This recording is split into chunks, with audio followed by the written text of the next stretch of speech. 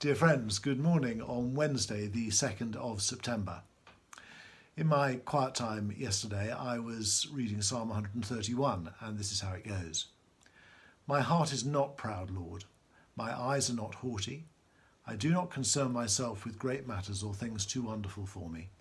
But I've calmed and quieted myself. I'm like a weaned child with its mother. Like a weaned child, I am content. O Israel, put your hope in the Lord, both now and forevermore. This little psalm is one of my favourites, and I think I've got to understand it better as I've got older. It's the psalm of someone who has found the secret of contentment, having been through the joys and sorrows of life. According to the title, it's a psalm of David. Now, we might well wonder at what point in David's career he wrote it. It could have been when he was a young man, but such sentiments penned by a young man before he's had the opportunity to concern himself with great matters would sound vaguely pretentious. I suspect he wrote it later in his life, after he'd been humbled by the disasters of Bathsheba and Uriah and the tragic revolt of his son Absalom. These are the reflections of an older man who's been humbled and who knows that he's achieved some things, he's failed in others, and he will probably never achieve the great things that he dreamed of as a young man. He's now content simply to trust the Lord and his will for his life. I love that image of the weaned child with its mother.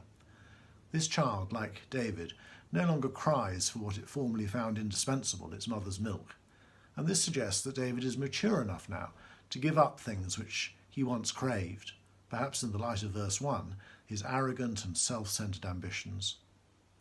This calm acceptance is no escapist retreat from life's responsibilities and complexities, but a trust in the Lord and his perfect knowledge and purposes for us.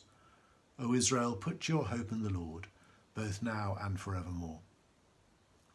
During these days when we're all fearful of a rise in COVID infections during the autumn and the possibility of renewed lockdowns and restrictions, it'll be very easy for us to become worried and panicky, like that baby frantic for the comfort and security of its mother's breast.